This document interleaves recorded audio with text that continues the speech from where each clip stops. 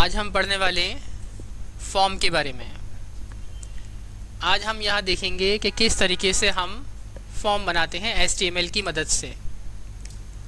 और यहाँ पर हमने सबसे पहले एक बेसिक स्ट्रक्चर बना रखा है जो कि हम सभी HTML पेज में बनाते ही हैं। ये रजिस्ट्रेशन फॉर्म उसी तरीके से होता है जैसे कि आप कहीं जाते हैं किसी स्कूल में, कॉलेज में, यूनिवर्सिटी में, तो जब आप उसमें एडमिशन लेते हैं तो आपको यहाँ पर अपना स्टूडेंट रजिस्ट्रेशन फॉर्म भरना ही होता है। तो यहाँ पर मैंने बेसिक स्ट्रक्चर बना रखा है इसका ऑलरेडी, और यहाँ पर हम अपने ब्राउज़र में देखेंगे स्टूडेंट रजिस्ट्रेशन फॉर्म लिखा हुआ है। इसके लिए मैंने कुछ नहीं किया, एक सेंटर टैग लगाया जिससे क्या है, जो यहाँ पर स्टूडेंट रजिस्ट्रेशन फॉर्म लिखा हुआ है ये सेंटर में आ गया, बीच में आ गया। इसके बाद मैंने यहाँ पर इसको हेडिंग स्टाइल बनाया हुआ है। यहाँ पर इसके लिए मैं H1 हेडिंग का H1 टैग का इस्तेमाल किया हूँ यहाँ पर हेडिंग बनाने के लिए, और U और B का इसलिए इस्तेमाल किया है ताकि ये स्टूडेंट रजिस्ट्रेशन फॉर्म जो लिखा है ये आपका बोल्ड भी नज़र आए और इटैलिक भी नज़र आए, जैसा कि यहाँ हमारे ब्राउज़र में नज़र आ भी रहा है। इसके बाद हम काम शुरू करेंगे अपने फॉर्म का। ठीक है, तो चलते हैं हम अपनी नोटपैड की फाइल पर, और यहाँ पर आने के बाद ये सेंटर में हमें रखना है स्टूडेंट रजिस्ट्रेशन फॉर्म। इसीलिए मैंने इस दायरे को यहाँ क्लोज कर दिया जिससे ये स्टूडेंट रजिस्ट्रेशन फॉर्म हमारा सेंटर में ही आ रहा है अब हमारे वेब पेज पर। अब यहाँ हम चलते हैं, सबसे पहले हम लिखेंगे, क्योंकि हम फॉर्म पढ़ रहे हैं तो यहाँ पर एक टैग होता है उसके लिए फॉर्म। ठीक है, फॉर्म को मैंने यहाँ क्लोज कर दिया, और ये ओपन कर दिया है, और ये क्लोज तब होगा जब हमारा फॉर्म का काम ख़त्म हो जाएगा। ठीक है, तो मैं ये चाहता हूँ यहाँ पर फॉर्म यहाँ मैंने लिखा है। इसके बाद मैं ये चाहता हूँ यहाँ पर एक नेम रिप्रेजेंट हो, जैसे कि मैंने लिखा यहाँ पर स्टूडेंट नेम।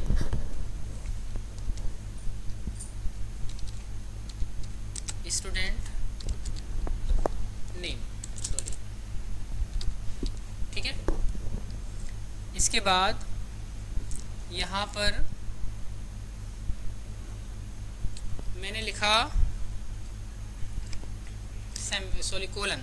ठीक है, कोलन के बाद हम लाइन चेंज करेंगे और यहाँ लिखेंगे इनपुट टाइप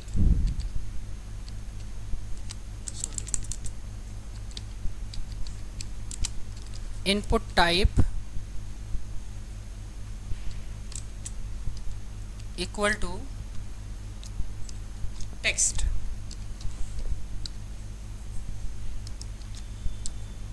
और यहाँ पर आप इसका नेम भी दे सकते हैं, जो भी आप टेक्स्ट बॉक्स बना रहे हैं इससे क्या होगा, टेक्स्ट बॉक्स बनेगा। ठीक है,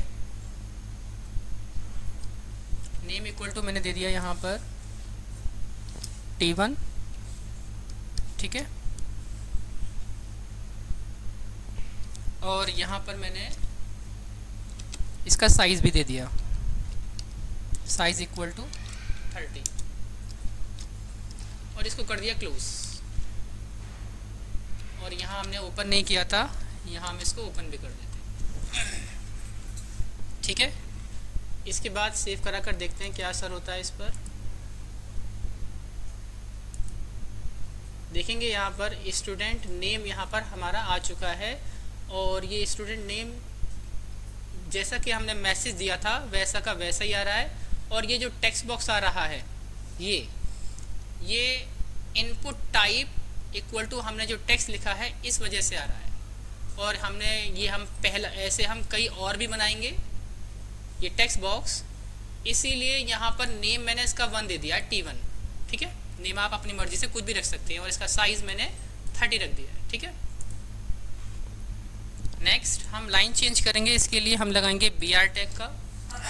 ठीक है, जो कि हम पहले से भी जानते हैं कि लाइन चेंज करने के लिए हम BR टैग का इस्तेमाल करते हैं। ठीक है, इसके बाद नेक्स्ट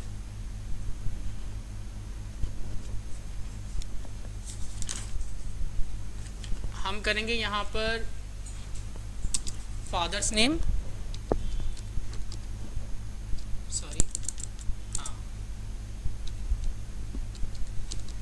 फादर्स नेम, ठीक है, नेम का एन कैपिटल।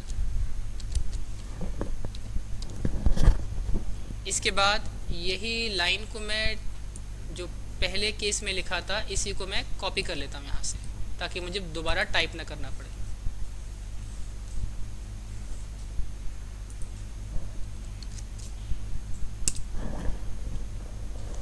ठीक है, और यहाँ पर T1 की जगह पर मैं कर दूंगा T2, क्योंकि मैं दूसरा टेक्स्ट बॉक्स बना रहा हूँ। ठीक है, अब फाइल को फिर हम सेव कराते हैं, देखते हैं क्या असर होता है इस पर। लेकिन ये थोड़ा सा ऊपर नीचे आ रहा है, ये इसके बराबर में नहीं आ रहा है ना, मतलब ये थोड़ा पीछे है और ये थोड़ा आगे है। तो हम क्या करेंगे, ये स्पेस थोड़ा सा अगर ज़्यादा हो जाए तो ये यहाँ इसके बराबर आ जाएगा, है ना। तो हम क्या करेंगे, यहाँ पर नोटपैड पर आएंगे अपने, और यहाँ पर जहाँ पर इसके बाद है ना, यहाँ लगाएंगे हम एंड NBSP। इससे क्या होगा, स्पेस आ जाएगा यहाँ पर, और ये टेक्स्ट बॉक्स थोड़ा सा इसके ऑर्डर में ही आ जाएगा, एंड NBSP। ठीक है, देखते हैं हमने एक लगाया है तो क्या होता है इस पर असर, क्या स्पेस आ रहा है यहाँ ब्राउज़र पर। हल्का सा आप देखेंगे यहाँ पर हल्का सा एक स्पेस आया। ठीक है, इसके बाद मैं ऐसे ही और भी लगा सकता हूँ यहाँ पर। ठीक है, सेमीकोलन लगाने के बाद इसको टर्मिनेट कर देंगे यहाँ पर। ठीक है, तो मैं एक काम करता हूँ, इसी को मैं कॉपी कर लेता हूँ यहाँ से, ताकि मुझे बार बार टाइप नहीं करना पड़ेगा। Ctrl+C से मैं कॉपी किया और यहाँ पर 1 2 3, ठीक है, 3 टाइम मैं करके देखा यहाँ पर क्या इसकी इक्वल में ये आ रहा है, नहीं, थोड़ा ज़्यादा हो गया है ना। तो एक हम यहाँ से हटा देंगे,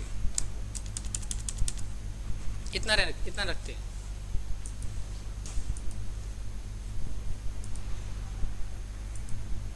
अब ठीक है, अब आपको ऐसा मालूम हो रहा होगा कि ये जस्ट इसके नीचे ही है।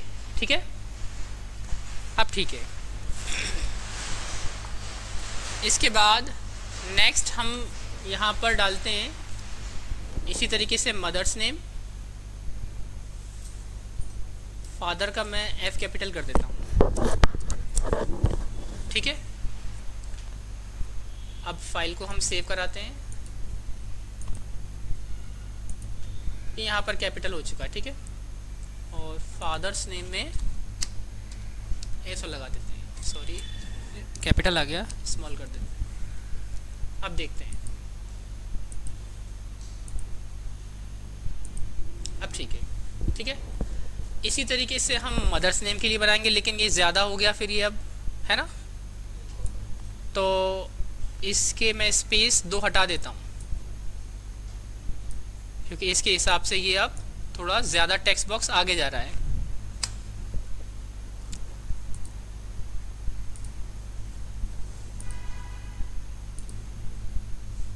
अभी भी थोड़ा ज़्यादा लग रहा है, इसको पूरा ही हटाना पड़ेगा लगता है। लेकिन आपको ये बात समझ में आ गया होगा कि अगर हमें कहीं स्पेस की ज़रूरत है तो हम इसको इस्तेमाल करेंगे। ठीक है, अब ठीक है। ठीक है, अब आगे की तरफ बात करते हैं। इसी तरीके से आप मदर्स नेम भी कर सकते हैं, जैसे कि मैं बोल रहा था। तो मैं इसी को सिलेक्शन करता हूँ और यहाँ मैं राइट क्लिक करके कॉपी करता हूँ, और नीचे की तरफ आने के बाद इसको पेस्ट कर देंगे, और बस यहाँ पर फादर्स की जगह मदर कर देंगे। ठीक है,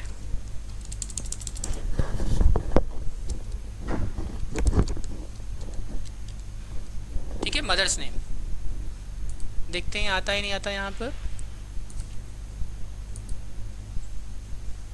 ठीक है, लेकिन ये थोड़ा ज़्यादा आ रहा है ना, तो क्या करेंगे फिर ऊपर वालों में एक स्पेस बढ़ाएंगे फिर। ठीक है, यानी यहाँ पर एंड NBSP सेमीकोलन, और ऐसे ही ऊपर एंड NBSP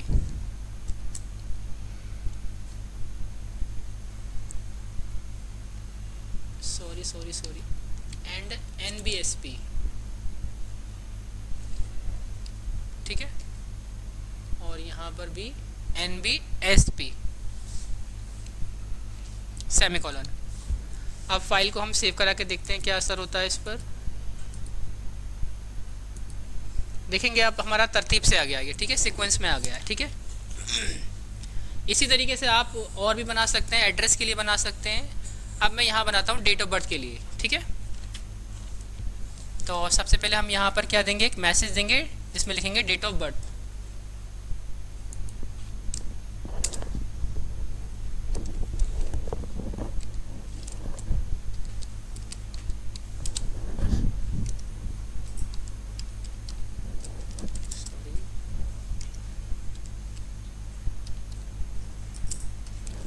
ठीक है, डेट ऑफ बर्थ, यहाँ हम कोलन लगा देते हैं यहाँ पर इसके आगे। इसके बाद इसी तरीके से मैं इसी को कॉपी कर लेता हूँ यहाँ पर।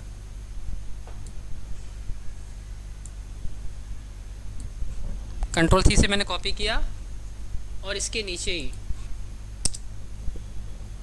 अच्छा, एक चीज़ और, यहाँ पर हमने टेक्स्ट बॉक्स 1 बनाया था, टेक्स्ट बॉक्स 2, टेक्स्ट बॉक्स 3 होना चाहिए ना यहाँ पर, क्योंकि हम 3 बना चुके हैं यहाँ पर, ठीक है।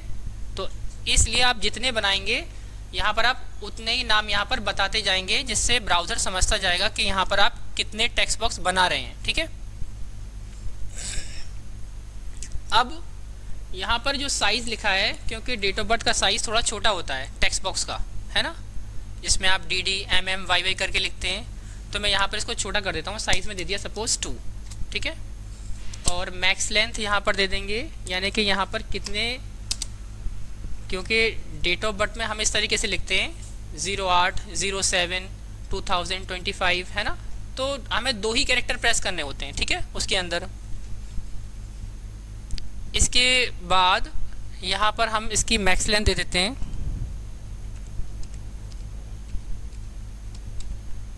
=2, यानी इस टेक्स्ट बॉक्स के अंदर केवल और केवल 2 ही वैल्यू आए, और वैल्यू क्या है यहाँ पर वो हम लिख देंगे DD, ठीक है। अब इतना करके सेव करके देखते हैं क्या असर होता है इस पर।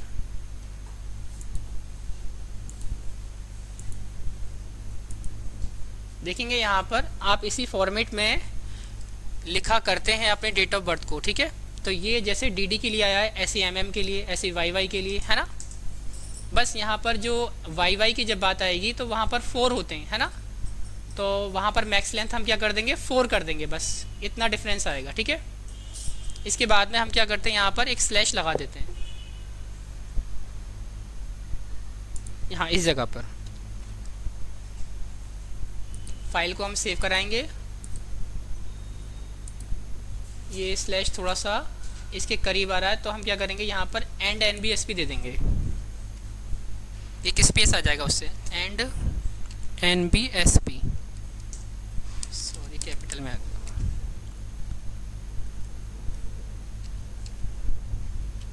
ठीक है, सेमीकोलन।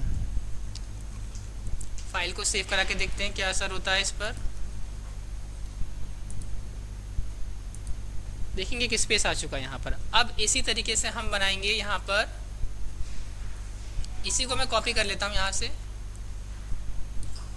और फाइल को हम करा देंगे यहाँ पर save, sorry copy, right click करने के बाद, है ना।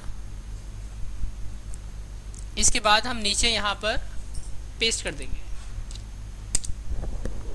Ctrl+V से मैंने पेस्ट कर दिया, ठीक है।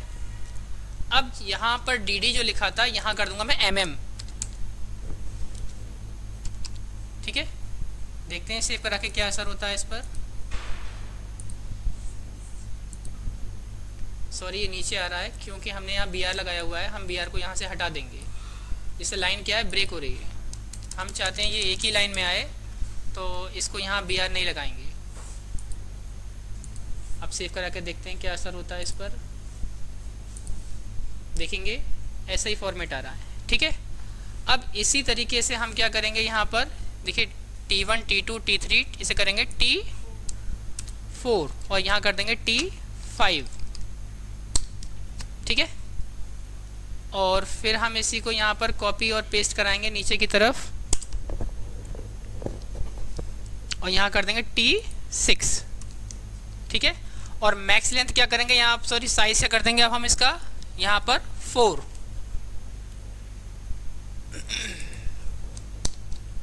और मैक्स लेंथ भी हम यहाँ पर कर देंगे 4। ये बात समझ में आ गई। इसके बाद यहाँ पर हम जहाँ dd लिखा है ना, वहाँ पर हम कर देंगे 4 time y y y y, ठीक है। अब फाइल को सेव करा के देखते हैं क्या असर होता है इस पर।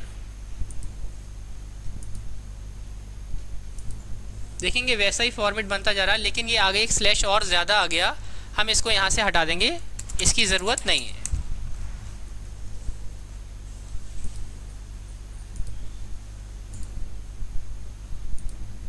मेरे ख्याल से बात समझ में आ गई होगी कि इस तरीके से हम डेट ऑफ बर्थ का फॉर्मेट रख सकते हैं, ठीक है। अब कोई बंदा ऐसा है जो या हम इसके बाद जो करने वाले हैं उसका नाम है जेंडर। अब हम देखेंगे जेंडर को किस तरीके से यहाँ पर हम लिखेंगे। तो इसके लिए हम क्या करते हैं, यहाँ पर इसके नीचे आते हैं और लाइन को यहाँ हम चेंज कर देंगे BR से, ठीक है। 2 टाइम में BR लगाता हूँ यहाँ पर।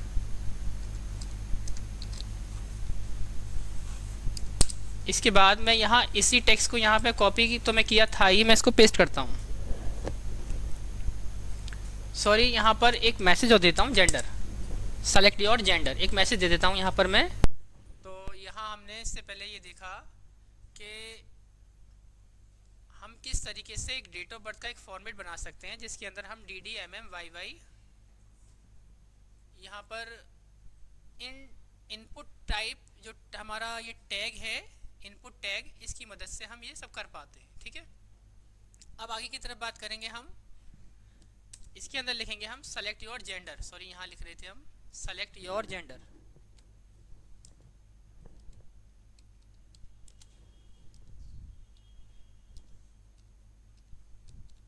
ठीक है। अब फाइल को हम सेव करा के देखते हैं क्या असर होता है इस पर। क्या इसके नीचे ये आ रहा है? बिल्कुल आ रहा है, लेकिन ये थोड़ा सा ये आ गया है ना, जो हमने वहाँ से कॉपी पेस्ट किया हुआ था, ठीक है। अब इसके बाद हम क्या कर रहे हैं, यहाँ पर ये जेंडर में आपने देखा होगा कि जब कोई फॉर्म फिल करता है तो अपना जेंडर सेलेक्ट करता है, या तो मेल होगा या वो फीमेल होगा। तो इसके लिए यहाँ पर हम रेडियो बटन का इस्तेमाल करेंगे, ठीक है, जिससे वो उसको टिक कर पाएगा कि वो फीमेल है या मेल है या अदर है, ठीक है। तो इस तरीके का हम यहाँ पर बनाएंगे। तो इनपुट टाइप में लिखेंगे हम यहाँ पर रेडियो, ना कि टेक्स्ट बॉक्स, क्योंकि हम टेक्स्ट बॉक्स नहीं बना रहे हैं, ठीक है। RADIO रेडियो, ठीक है। और यहाँ पर नेम दे दिया मैंने यहाँ पर रेडियो बटन के लिए RB, ठीक है। इसके बाद यहाँ पर हम देंगे वैल्यू, क्योंकि इसमें मैक्स लेंथ और साइज का कोई काम नहीं होता, इसलिए हम इस प्रॉपर्टी को इस्तेमाल नहीं कर सकते, ठीक है। अब वैल्यू में यहाँ पर क्या होता है, या तो वो क्या होगा, मेल होगा, या फिर वो क्या होगा, फीमेल। तो यहाँ पर हम वैल्यू में दे देंगे यहाँ पर मेल, ठीक है। और इसके बाद यहाँ लिख देंगे हम मेल। इसको हम यहाँ से हटा देते हैं, इसकी ज़रूरत नहीं है, क्योंकि हमने कॉपी किया था ना, तो इसलिए यहाँ पर ये नज़र आ रहा है,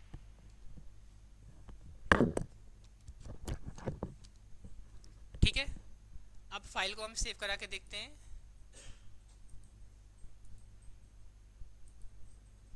देखेंगे सेलेक्ट योर जेंडर के अंदर मेल आ रहा है, ठीक है। ये रेडियो बटन कहलाता है, ये जो गोल सा ये बॉक्सेस आता है जिससे कैंडिडेट क्या करता है, इस पर क्लिक करता है, ठीक है। तो ये किसकी वजह से आता है, यहाँ पर रेडियो इसका टाइप बताना पड़ता है हमें कि आप क्या चाहते हो, ठीक है।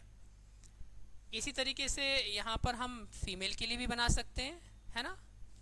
तो हम इसी लाइन को यहाँ से कर लेंगे कॉपी, Ctrl+C से, और इसी के नीचे हम कर देंगे यहाँ पर पेस्ट, और बस इतना चेंज करेंगे, यहाँ जो लिखा है ना मैंने मेल, यहाँ कर देंगे फीमेल,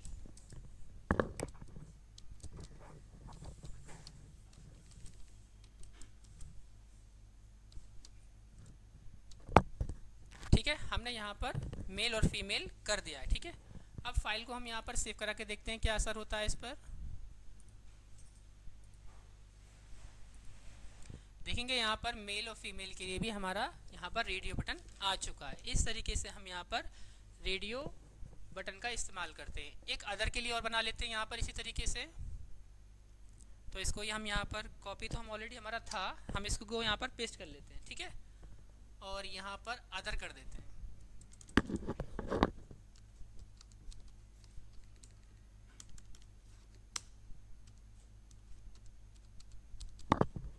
ठीक है, यहाँ पर हमने अदर कर दिया है। अब यहाँ पर फाइल को सेव करा के देखते हैं क्या असर होता है इस पर। देखेंगे अदर के लिए भी हमारा रेडियो बटन आ चुका है। ठीक है, इस तरीके से हमने यहाँ पर जेंडर के बारे में जाना कि किस तरीके, सॉरी जेंडर नहीं, रेडियो बटन के बारे में जाना कि किस तरीके से हम यहाँ पर जेंडर के लिए उसको इस्तेमाल करते हैं। ठीक है, अब इसकी आगे बात करेंगे यहाँ पर सेलेक्ट योर कोर्स। ठीक है, या सेलेक्ट योर सब्जेक्ट, कोई भी ऐसा हम ले लेते हैं। ठीक है, तो नीचे में एक मैसेज देता हूँ यहाँ पर, आप जानेंगे चेक बॉक्स के बारे में। ठीक है, तो यहाँ पर मैंने एक मैसेज दे दिया है, सेलेक्ट योर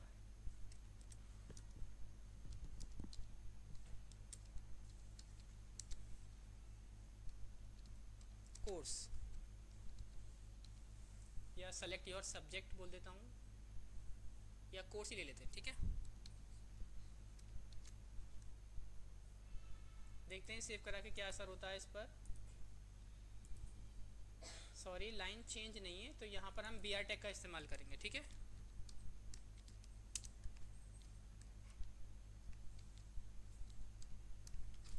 अब फाइल को सेव कराते हैं।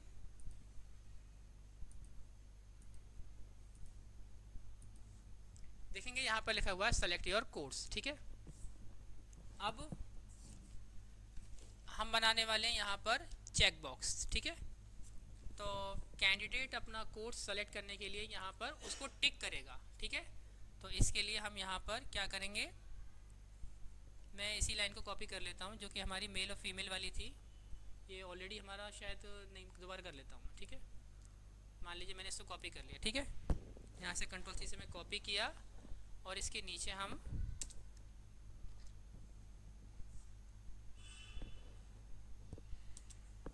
इसको हम कर दिए पेस्ट। ठीक है, और जहाँ पर लिखा है रेडियो वहाँ कर देंगे हम चेक बॉक्स।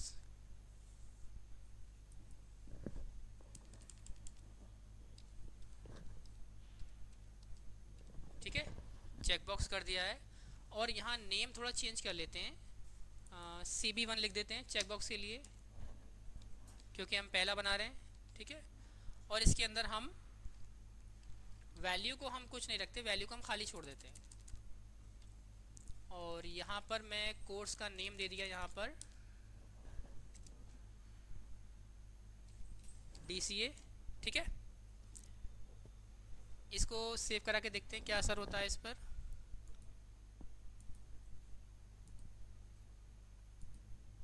देखेंगे यहाँ पर चेक बॉक्स आ चुका है यहाँ पर। ठीक है, इस पर कैंडिडेट अपना टिक करेगा। ठीक है, इसी तरीके से आप और भी ले सकते हैं। मैं इसी को यहाँ पर कॉपी किया, सेलेक्ट करने के बाद, और इसी के नीचे यहाँ पर मैं इसको पेस्ट कर देता हूँ।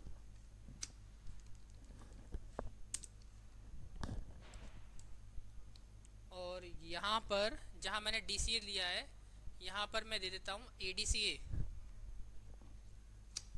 यहाँ दे देता हूँ मैं CCC।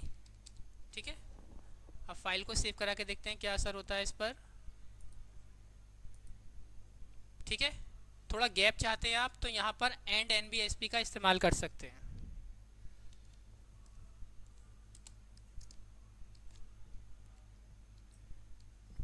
सेमीकोलन, सॉरी इस कैपिटल में आ गया, इसको स्मॉल में कर लेते हैं। ठीक है, और यहाँ से मैं इसको सेलेक्ट किया, कॉपी किया, और यहाँ पर मल्टीपल टाइम्स हम इसको पेस्ट कर देते हैं। ठीक है, थोड़ा गैप नज़र आएगा। ठीक है, ऐसे ही हम यहाँ भी कर सकते हैं। अब फाइल को हम सेव कराएंगे,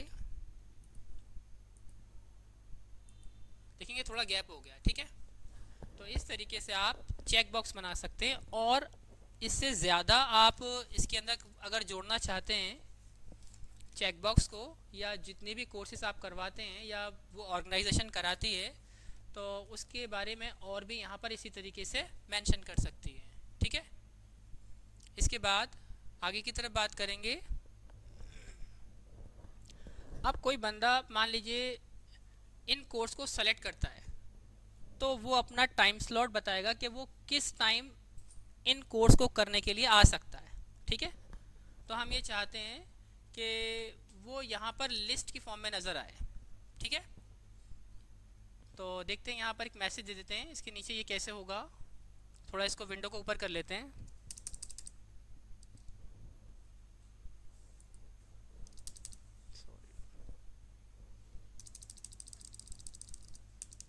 हमने इसको ऊपर कर लिया। ठीक है, अब नीचे की तरफ आते हैं, और यहाँ पर मैंने एक मैसेज दिया,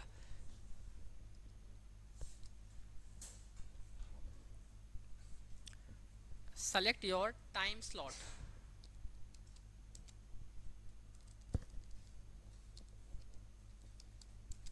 सेलेक्ट योर टाइम स्लॉट। ठीक है, और यहाँ पर मैंने कोलन लगा दिया है। इसके बाद देखते हैं क्या असर होता है इस पर। ये इसी के आगे आ गया है, तो हम क्या करते हैं, यहाँ से BR से लाइन चेंज कर लेते हैं। ठीक है, एक बार और फाइल को हम अब सेव करा के देखते हैं क्या ये नीचे आया नहीं आया। ठीक है, ये नीचे आ चुका है। ठीक है, सेलेक्ट योर टाइम स्लॉट। अब इसके लिए हम इस्तेमाल करेंगे सेलेक्ट टैग का। यहाँ लिखेंगे सेलेक्ट। ठीक है, और इसके बाद लिखेंगे ऑप्शन। कैंडिडेट के लिए ऑप्शन देंगे कि टाइम स्लॉट एक ये भी है, एक ये भी है, एक ये भी है। कैंडिडेट अपने हिसाब से उस टाइम स्लॉट को सेलेक्ट कर सकता है, यानी उसके लिए चॉइस दी जाएगी, ऑप्शन रखा जाएगा कि आप इस टाइम में नहीं आ सकते तो आप इस टाइम में आ सकते हैं।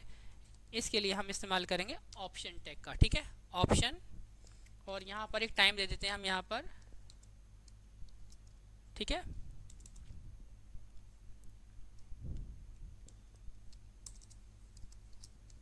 इस तरीके से मैंने टाइम का एक फॉर्मेट रख दिया है, और इस ऑप्शन लिस्ट को हम यहाँ पर बंद कर देंगे। सॉरी, कैपिटल में आ गया। इसको हम यहाँ से बंद कर देंगे। ठीक है, अब मैं इसी को सेलेक्ट कर लेता हूँ यहाँ से Ctrl+C से, और मल्टीपल टाइम यहाँ इसके अंदर मैं मेंशन कर दूंगा।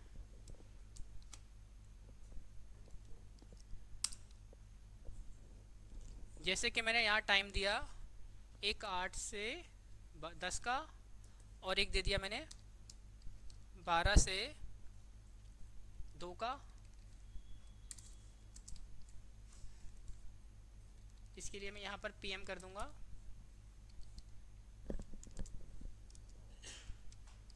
इसके बाद एक टाइम स्लॉट दिया मैंने यहाँ पर 2 से 4 का।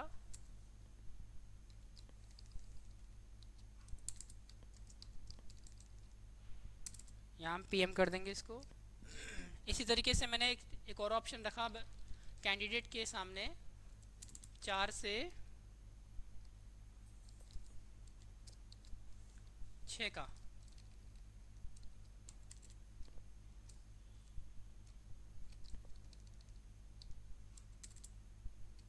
ठीक है, इसके बाद जब ये हमारी कंप्लीट हो जाएगी ऑप्शन वाली लिस्ट, इसको हम सेलेक्ट से यहाँ बंद कर देंगे, जैसा कि हमने शुरू में ओपन किया था।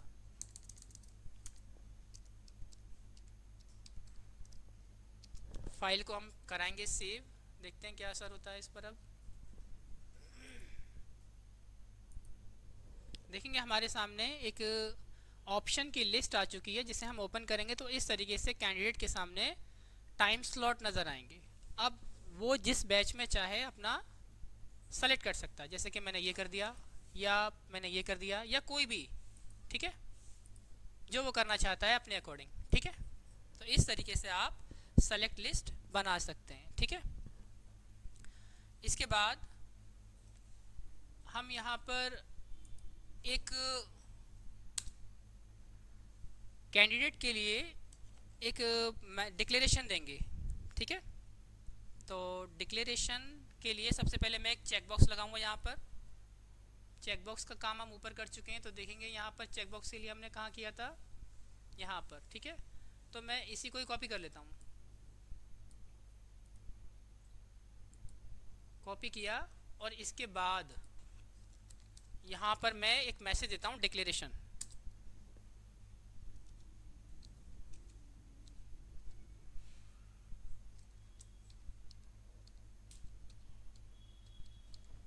ठीक है, और यहाँ पर मैं इसको कर दिया पेस्ट, ठीक है। और यहाँ पर DCA की जगह पर यहाँ पर कोई भी मैंने पहले इसको सेव कराते हैं, देखते हैं चेक बॉक्स आता है नहीं आता। ये इसके बराबर में आ रहा है, हम लाइन चेंज कर देंगे, ठीक है। यहाँ BR लगा देंगे।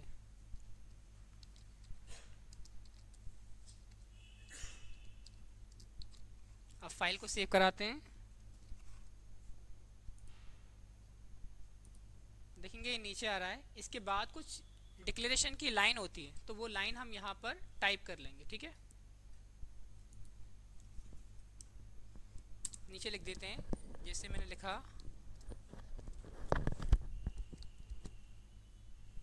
I have read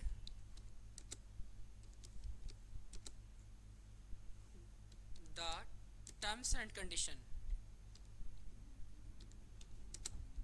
sorry T press नहीं हुआ, ठीक है, टर्म्स एंड कंडीशन।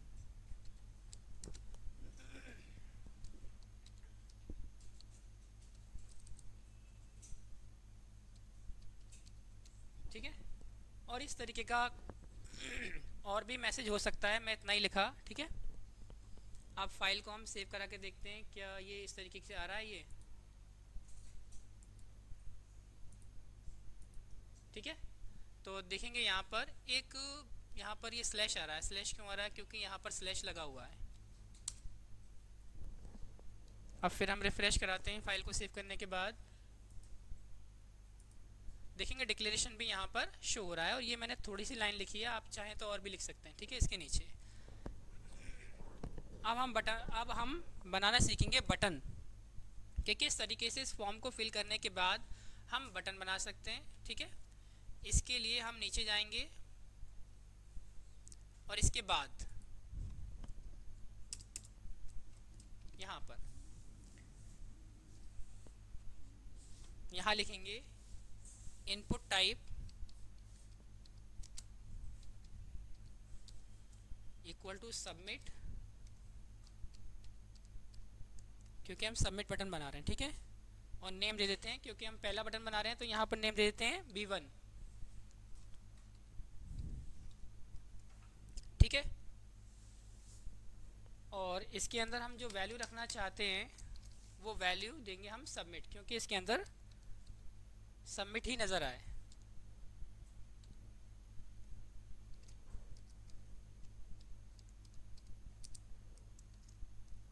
ठीक है। हम इसको यहाँ पर क्लोज कर देते हैं, देखते हैं क्या असर होता है इस पर।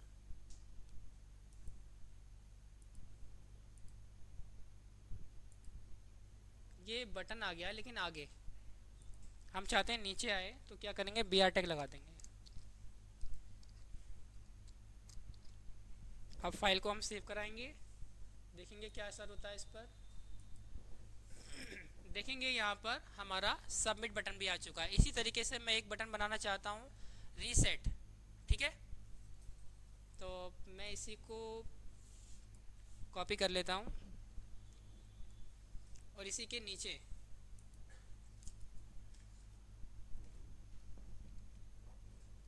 और यहाँ B1 है ना, यहाँ कर देता हूँ B2, क्योंकि हम दूसरा बटन बना रहे हैं, ठीक है। और जहाँ लिखा है ना सबमिट, वहाँ कर देता हूँ मैं रीसेट, और ऐसे ही हम यहाँ कर देंगे,